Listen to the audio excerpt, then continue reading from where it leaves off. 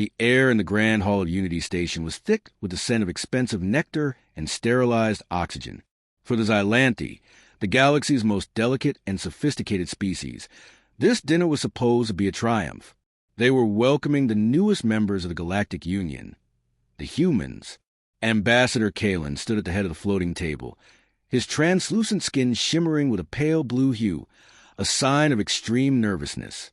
Around him, other alien delegates spoke in hushed, musical tones. They had heard stories of Earth, a death world, where the gravity was heavy and the weather was violent. They expected the humans to be rugged, perhaps even a bit crude, but they were prepared to be polite. What they were not prepared for was a sound. Thump, click, thump, click. It was a heavy, rhythmic sound echoing from the corridor outside. It wasn't the sound of boots. It was a sound of weight, heavy biological weight, hitting the metallic floor. Along with the sound came a low, wet breathing that seemed to vibrate the very air. The heavy blast doors slid open. Ambassador Sarah Jenkins stepped into the room. She looked elegant in her dark formal suit, but every alien eye immediately dropped to the floor beside her. The music stopped.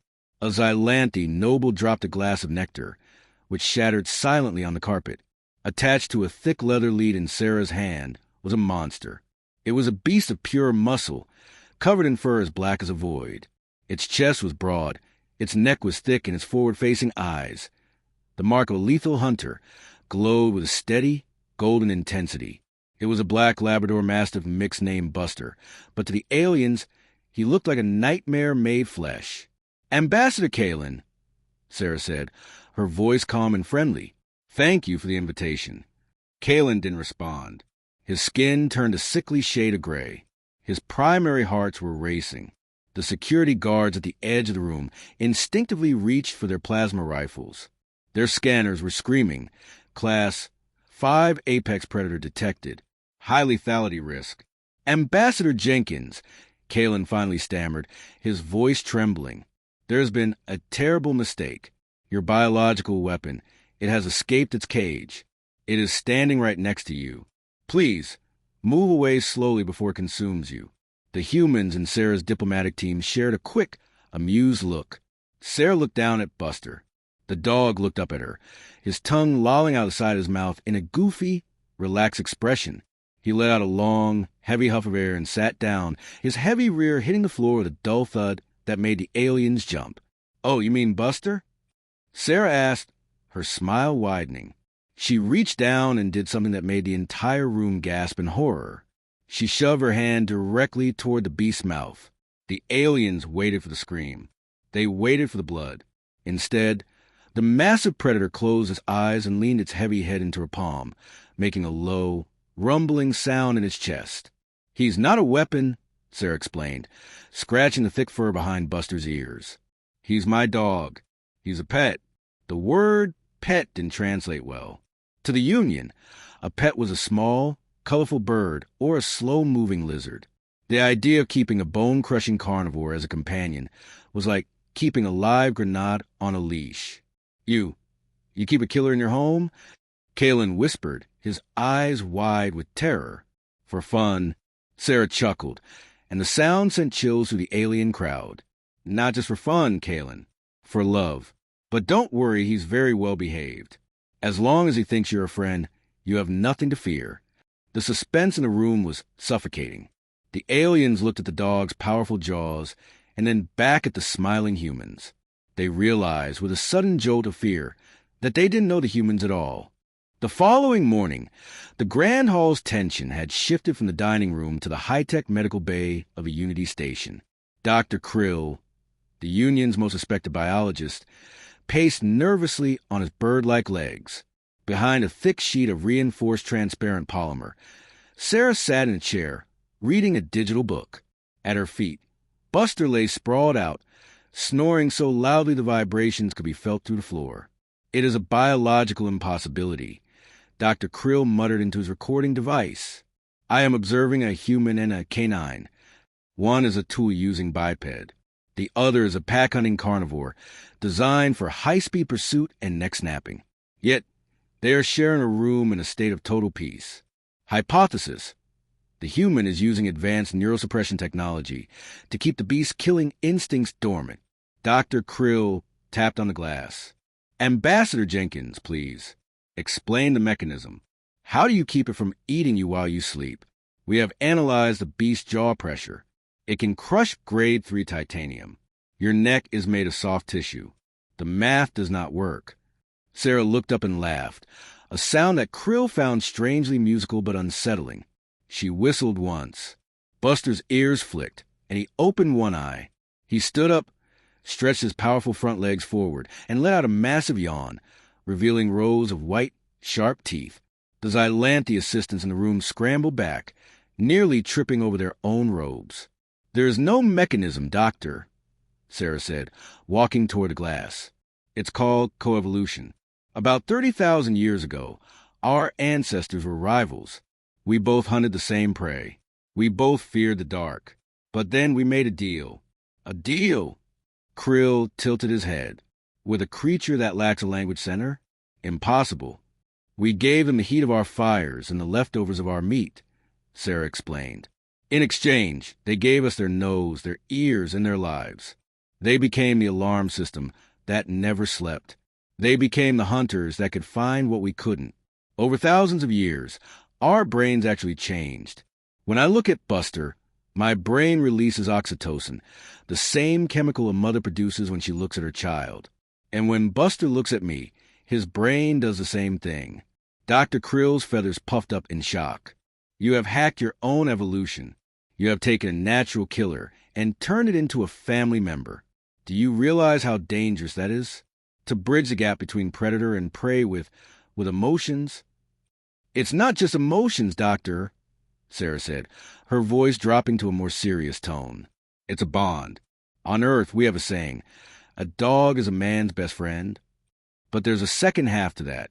If you hurt the man, the dog becomes your nightmare. And if you hurt the dog, well, you find out why humans are the most dangerous things on our planet." Dr. Krill shivered. He looked at Buster, who was now wagging his tail, hitting the metal leg of the table with a loud thwack, thwack, thwack. To the humans, it was a sign of happiness. To the aliens, it sounded like a war drum. Suddenly, the station's lights flickered. A deep, red emergency glow bathed the med bay. A computerized voice spoke with a cold, mechanical urgency. "Containment breach in Sector 4. Experimental bio-subject Vraxin is loose. Total lockdown initiated." Dr. Krill's face went pale. The Vraxin was a shadow stalker, a creature that the Union had found on a dark moon. It didn't just hunt. It enjoyed the terror of its prey. And the med bay was right in its path. The silence that followed the lockdown announcement was heavier than the station's artificial gravity. The humming of the ventilation system died, replaced by a haunting metallic scratching sound that seemed to come from everywhere at once. "The Vraxin," Dr. Krill whispered, his voice cracking. "It is a specialized hunter. It doesn't just see you. It senses the electrical pulses of your nervous system. Our security cameras can't track it because it bends light around its skin. We are blind. Sarah, we are all dead." The red emergency lights pulsed like a slow, dying heartbeat. The Xylanthi assistants were huddled in the corner of the med bay, their delicate limbs trembling. They were a species that had spent millions of years running away from anything with teeth. To them, the darkness wasn't just an absence of light. It was a hungry mouth. But in the center of the room, the atmosphere was different. Sarah hadn't moved to the corner. She stood perfectly still, her hand resting on Buster's broad head. The massive dog was no longer lounging. He was standing, his legs braced like pillars of stone. His ears were pinned forward, and his nose was twitching rapidly, sampling the recycled air of the station. "Doctor, get behind us," Sarah said. Her voice wasn't shaking. It was cold and focused. "Behind you," Krill hissed. "The creature is invisible. It is probably in the ceiling right now. Your primitive eyes are as useless as mine." "I'm not using my eyes," Sarah replied. Suddenly, Buster's behavior changed. A low, guttural vibration started in his chest. It wasn't a bark.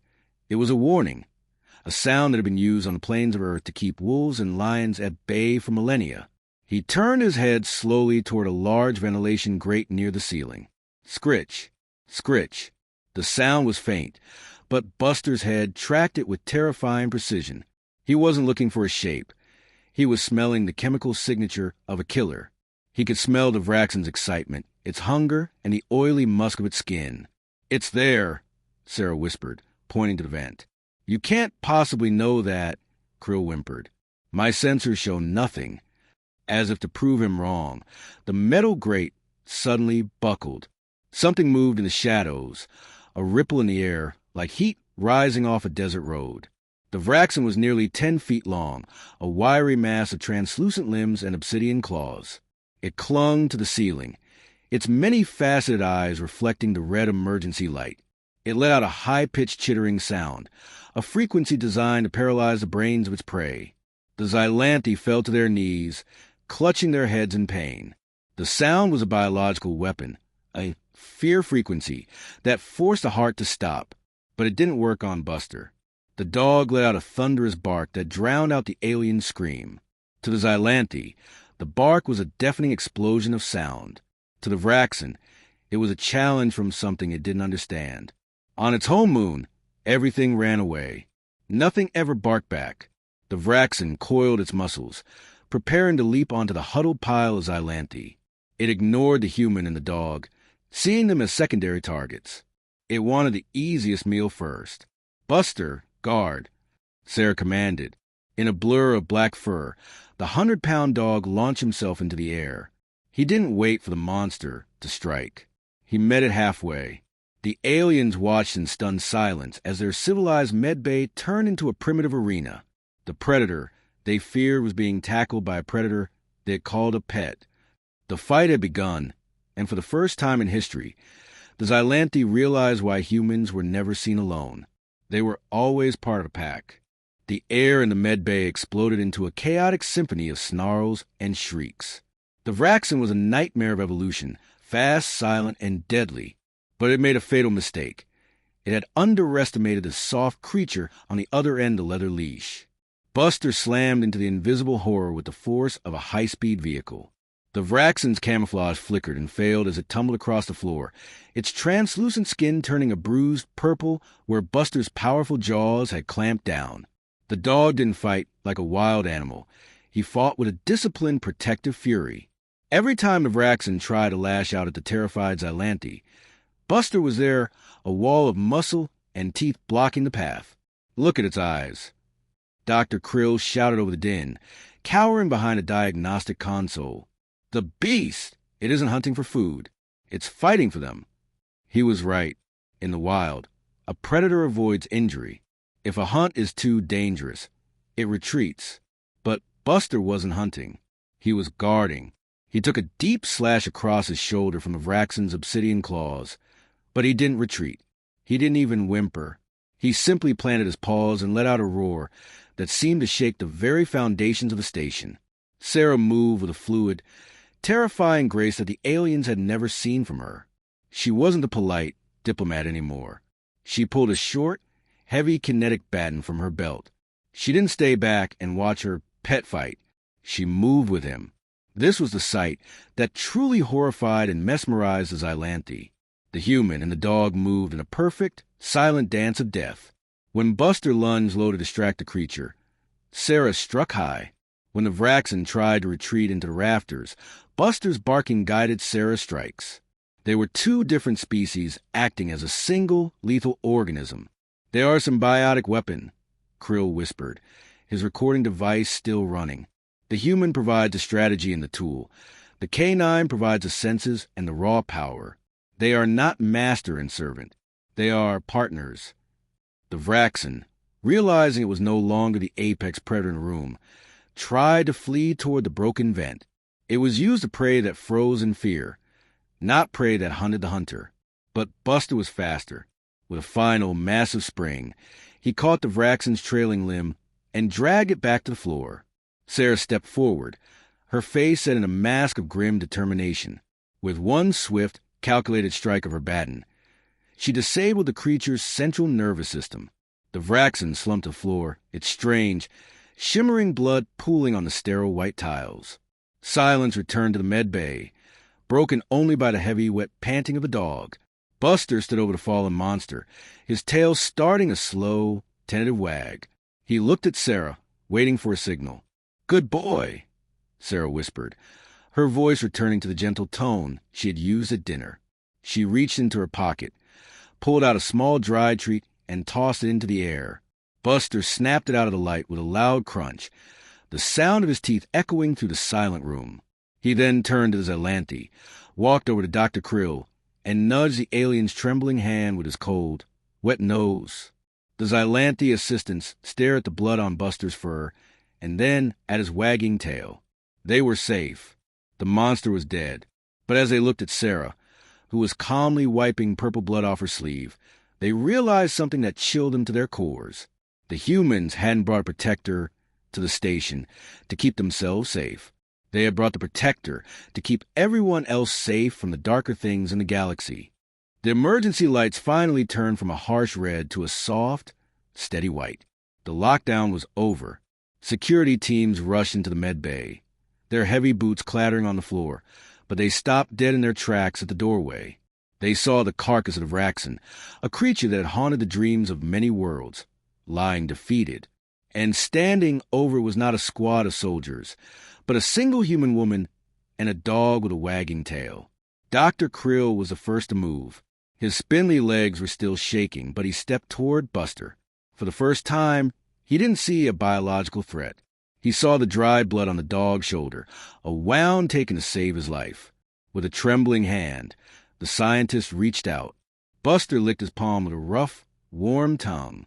"He is a hero," Krill whispered, his feathers smoothing down for the first time in hours. "He's a dog," Sarah corrected gently, kneeling to check Buster's wound.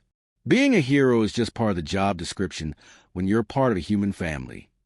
The story of the Battle of the Med Bay spread through Unity Station like wildfire. The Xylanthe and the other Union species began to view the humans through a completely different lens. They weren't just the newcomers from a high-gravity world. They were something much more complex. A few days later, a special session of the Galactic Council was called. The mood was no longer one of fear, but a profound curiosity. Ambassador Kalen stood before the council, looking at the human delegation. "We have lived in a galaxy of walls," Kalen announced to the thousands of delegates.